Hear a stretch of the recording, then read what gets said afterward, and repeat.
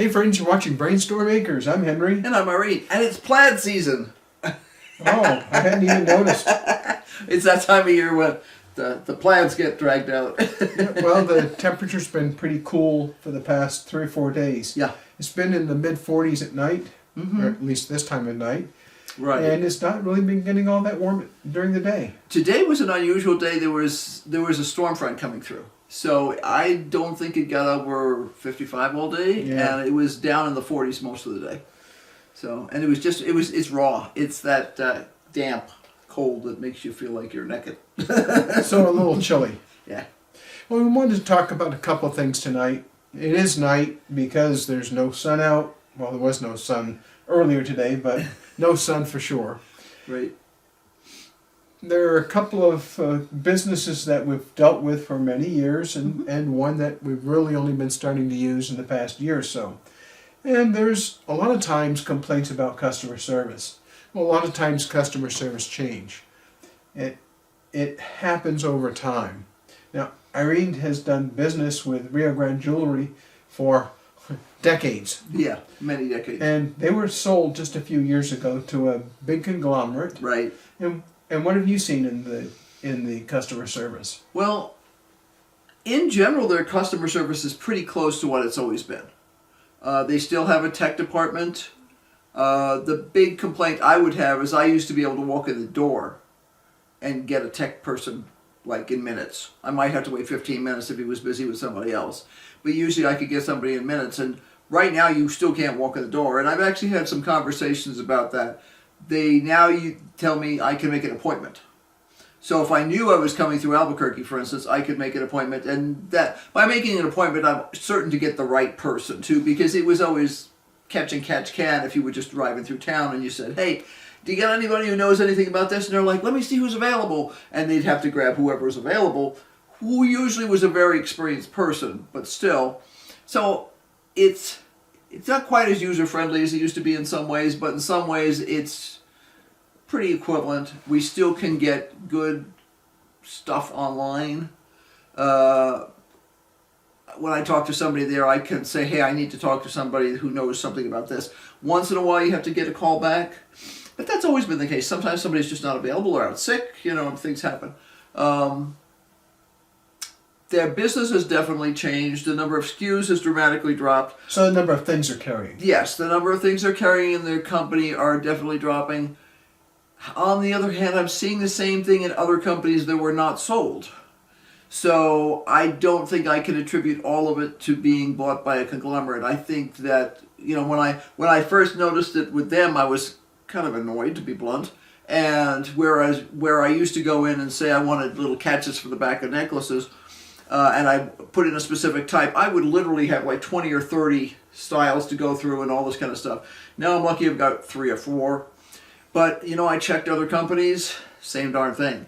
So there's been a tremendous shrinking of the selection that's available, and I'm having to go to other companies in order to get what I want sometimes.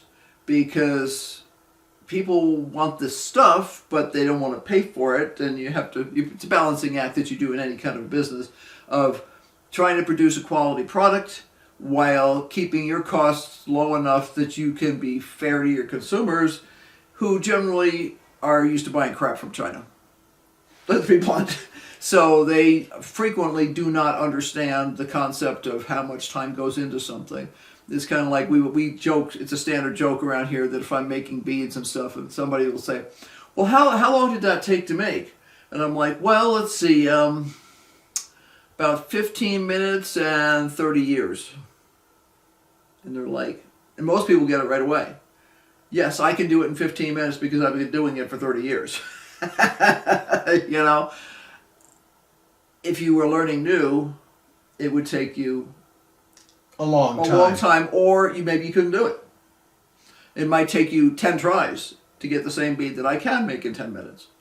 So, it's a balancing act always. Well, there are other people complaining about a variety of customer service issues across the board. Mm-hmm. You look at home appliances. One of the things that we learned from a repairman 10 years ago, Yeah. we have a very nice washer and dryer set. The front load kind, you know. And low water usage, which is great for here in the desert because we have to have everything trucked in. Right.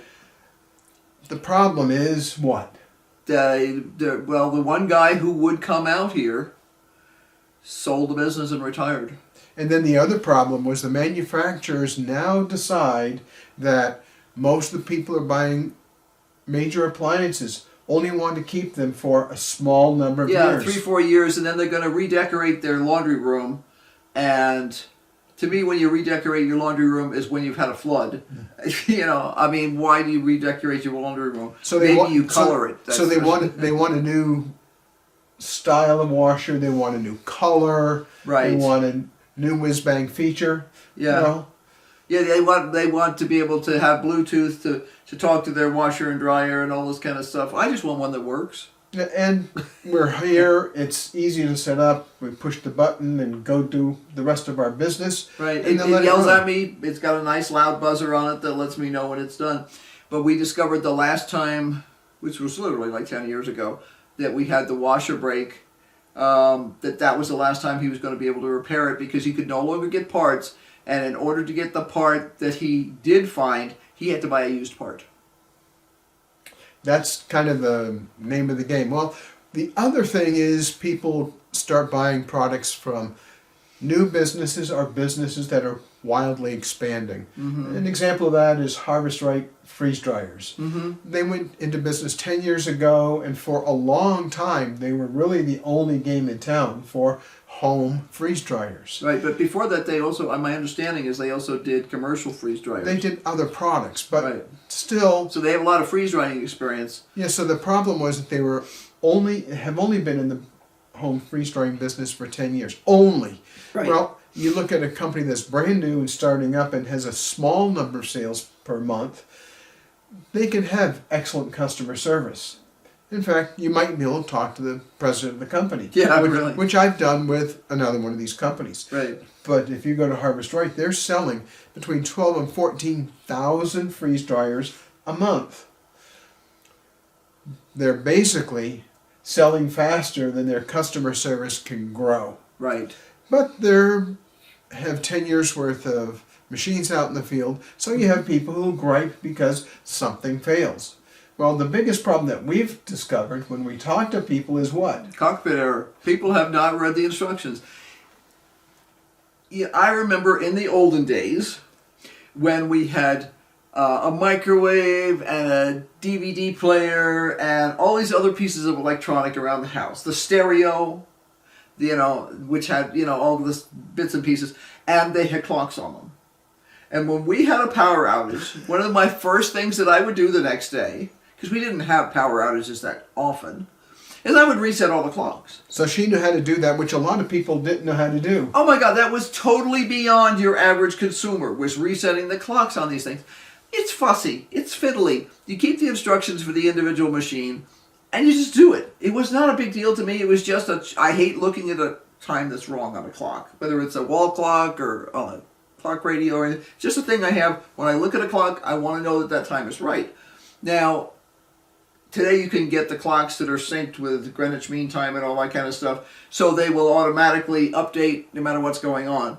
But back then, unless you were buying some really expensive piece of electronics that was scientific, they didn't have that.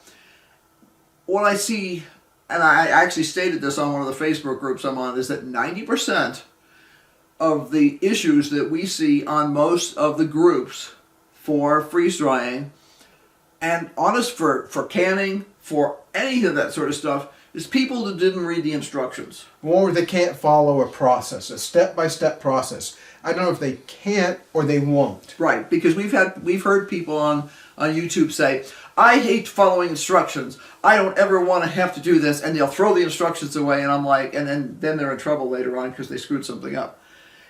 If you can follow the process to safely can and preserve food, or safely use a dehydrator to preserve food. Anything that's a process. Anything that's a process.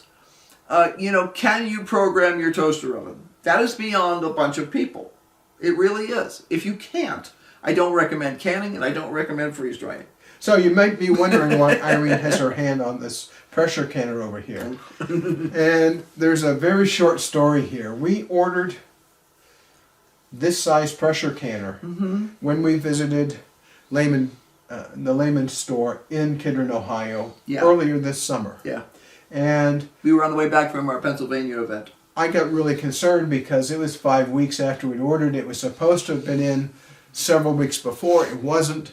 And I contacted the company. And speaking of customer service, the first person I talked to said, I can't find your order in the system. I'm going to send you over to this other group. And I spent half an hour on the phone with that person, and she said, I can't find your order in our system. Right. Do you happen to have a sales order number? Which we did. Irene grabbed the sales order number out of the files, handed it to me, and I said, this is the number. And she said, oh, okay, I know. That product just came in yesterday, and it'll be going out tomorrow. Right. Which was great. Yeah. There's only one problem. What happened when we got the canner? Well, we got the canner, and we went to use it, and the first batch we did on it, we had some problems. I think we had a jar that broke, and we had another jar that barfed out an awful lot of its contents. It siphoned out Siphoned out, yeah. And that's just, we don't have that problem.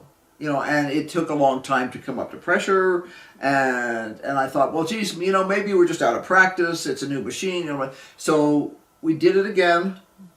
We did some beans. Yeah. You may recall that one of the things that we do is we'll cook a batch of beans, and we'll usually can them in pint jars, or quart or cup jars, because a single serving for us is not a lot of beans. Right. But in this case, because I didn't have room in the freezer to set up trays for the freeze dryer, we canned them in quart jars. Right, which is fine if we're going to reprocess them by freeze drying them. So. And then one thing that happened was all of a sudden we couldn't make this top seal. Yeah. Well, I sat there. I said, okay, I'm going to sit there with the instruction booklet, which I always keep.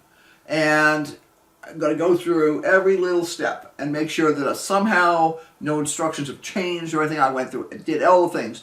Oil the edge, make sure there's no buildup, do the whole thing, you know, and tighten it down. And it just took forever to come up to pressure because it was leaking too much around the edges. And this type of canner does not have a gasket. It is a machined canner. So you have two metal surfaces that mate, you crank them down hard with these little guys here, and you do it the way you do a car tire. You do opposite ones so that you're putting equal pressure on the whole thing, and then you crank them down. Once you've got it down, you crank it one more time. They tell us we cannot break it, so unless you use a tool. So we went through 2 batches. Now, we've used the big brother of this canner for years. And small brothers of you know, other brands for years that did have gaskets. And we've had no problem with this machine mating surface on the big canner. None. But nothing that we did with the small one would work. God knows how many, you know, pints, quarts, and all that sort of stuff over the years. And out of all of those, I think I've had a total of like maybe 2 or 3 jars break, and 1 or 2 jars siphon. I mean, it just doesn't happen. We know what we're doing. We're very conscientious. I clean the rim of the glass. We put a brand new lid on there. It just doesn't happen. So we tried canning 7 quarts of black beans, which were going to be destined to go in the freeze dryer, 3 of which went in the freeze dryer in this last batch. Actually, those were pintos. You know, we did both in the small canner. Yes, but the second batch was the pintos. So we tried several different foods in jars, and we could not make it seal. And the last batch we came that close to boiling a water dryer, which is something that just doesn't happen with these. They always have plenty of, and I actually put extra water in it too, so nothing should have happened. And so Irene called Lehman's and said, this is not working. This is not my first time using this type of canner. This is not my first rodeo. And we've been using the big brother of this canner for 3 or 4 years. Oh, it's more than or that. more. It's probably 10 now. and it's worked great. Yeah. And I know how to make it seal, but this will just not seal. Yeah. And the person at Lehman's was great. She said, "What would you like to do? Do you want your money back, or do you want to just trade it for another one?" I went, "Oh, I just want to trade it for another one because this is the perfect size for us for small batches of things that we want to do." The big one is you can use it in small batches, Yeah. but it's a pain in the neck to reach down inside, Well, and it takes forever to come up it's to twice the temperature. size, literally. So it takes more time to come up to temperature. It looks silly to have 2 or 3 little jars in the middle of this gigantic cavern of a canning jar. A canning machine. It does work just fine, but it makes more sense to do this. So this is a lot faster. It's a lot more convenient. Yeah. It's easier to clean up. It's easier to store. Yeah. And right now, we're not producing things that need to be canned in large volume. No. I mean, to do black beans, I think we did 7 quarts of Yes. black beans. And which 7 is, quarts of pintos, yeah. Which is a huge amount of food for us. It's going Right. to last us a long time. Oh yeah, that's months and months and months of beans. I mean, we like beans, but you can only eat so many beans. But we do like the homemade stuff because we used to use a standard natural brand for our black beans, for instance, and we tried their spiced version, which we really liked because it's got just a little bit of spice to it, not too much, not too little, and all of a sudden they were unreliable. It was all, and this has nothing to do with COVID and the whole thing. It was before that. It was probably 3 years before that, at least, where all of a sudden it was unreliable. One time it's too spicy. The next time it doesn't it doesn't taste like they put anything in it. And we said, well, this is yucky. We can do that, but at the We end can of do it, better than that. at the end of it all, canning foods to our liking and the way we need it done is Yeah. a good thing for us. We save money, Yeah. we save storage space, a lot of things that we save.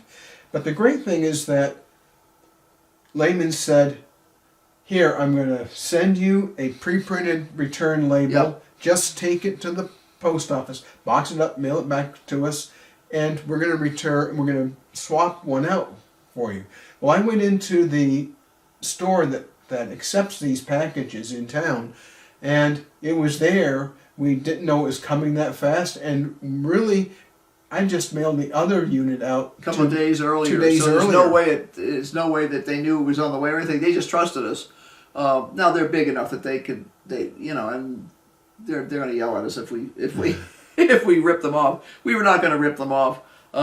It just took a couple of days for us to find. We had the original packing for the thing, but we didn't have the outside box, so we had to find another outside box that was, because this is a fairly large box. It comes in a box about that big. It's about 18 by 17 by 12. Right, so that's it's a decent size larger box. than your average box. And we just didn't have an outside box. We had to fish around and find one. So it took a couple days. I also assumed at first that they were going to have us send a UPS, which means we have to drive either up to Flagstaff or down to Prescott, or Prescott Valley, I guess it is. No, I guess we can send it out of Chino. Yes, Yeah, we can. send it out of Chino. You didn't used to be able to. And it turned out they'd sent me a USPS postage thing, which is great because we got one of those in town. You know, we can't ship UPS from here. So, at the end of the day, Lehman's, which has been in business for a long, long time, That's a family-owned business. has a Still. fabulous customer Yeah. service. Now, was it a pain in the neck that they couldn't find the invoice at first? Yeah, it was. But you know what? That's nothing to get all wrapped around the axle about. I knew we'd be able to find it, and when the girl said they couldn't find it initially, I'm like, well, she's got me on hold. I'm going to go check and see if I can. I knew I had put the receipt into the month, so I knew exactly where it was. So I just pulled it, and when she came back, she says, "I'm having trouble," and I went, "I've got the number," and she's like, "Oh, that'd be awesome." So they did a great job for us. Yeah, it was a bit of a pain in the neck. You know, when you're dealing with companies and trying to get customer service, the last thing you want to do is rain on the person's parade, because that's the person who can help you. Yeah. Now, you can get people who are Obnoxious. nasty. Yes, And we've all had those. in those cases, just ask to speak to the supervisor, ask to speak to another person. Usually they'll accommodate you. but again, there's no reason to go Yeah. rain on the parade. Well, Because especially with a they've got a family-owned job to do. business like this, we've been there enough times. We know who works in the store. I mean, we don't know them personally. We're not that frequent of visitors, but there are plenty of people there who do know the people who work. I mean, they're local, so they go by anytime there's a sale. The same way as we would go by a local store here. I just see too many Kens and Karens out there right now who expect everything to be like that, and it just doesn't happen. I used to do customer service when I was the general manager for the chai tea company. I've also done other types of stuff, and I remember a guy yelling at me one time because I had the audacity to call him at 9 o'clock in the morning. And he hung up on me, and then he called back, and he's like, rah, rah, rah, rah, rah, and he's hollering at me, and I'm like, okay, this is a business. We are actually in here at 5:30 in the morning. I did not call you at 5:30 in the morning because I know that most people, unless they're working the same shift as we are, will not be up. I waited till 9, which is standard business hours are 8 to 5. If you wanted me to call you at a later date, you could have said, I'll be busy until after 10 or 11, and I would have called you then, because I accept when a customer or a potential customer or anybody else calls and says, you need to talk to me after this time, that's what their time slot is. That's fine. But don't yell at me for calling you during normal business hours. So when you look at the whole thing, no matter what company you're talking to, whether you're talking to a washing machine distributor or retailer, or you're talking to the original equipment manufacturer at a freeze drying company, or you're talking to somebody who runs a retail store like Lehman's, you got to be nice to the person on the other end of the phone, because they're the person who can help you. They're also the person who can make your life miserable. Yeah, really. So that's what we wanted to talk about. It's been a really long couple of weeks for us. Yeah, we've just been really busy. It's like we just had a lot going on. I had a regular eye doctor appointment, just my yearly checkup, but that was one of those things that we had to do. We had a recheck with Rufus's vet because we've been working hard to lower his allergy problems. We've been able to make tremendous progress with him, but he still has a few issues, and we were working those details out. We also got some fine-tuning things, like some of the things we could do with his meds and stuff that we didn't know about before, was things we wanted to ask. Issa has her yearly vet appointment tomorrow morning at too early in the morning, but it was the only appointment they had. And we just wanted to get it done because the weather is flip-flopping back and forth right now. We're starting to get that winter storm thing that makes a mess. So we had our rain turned to hail for a while today, and it was not quite cornball snow. It was actually ice, but it was on that borderline sort of thing that it could have gone either way, depending on exactly what the current air currents decided to do. So we just want to get those things out of the way. And we've got a bunch of other appointments in the next couple of weeks with just eye doctors and all this other kind of thing. It's that annoying end of year thing. Use up your insurance before it goes away for the year. Yeah. And it's a rather erratic weather pattern right now in the U.S., unfortunately. You know what time it is, Irene? Yeah, it's time to finish up so we can sit down and relax for the evening. And have some dinner. Yes, that sounds like a good plan too. Henry made some baked chickens today, so we have lots of yummy things to eat.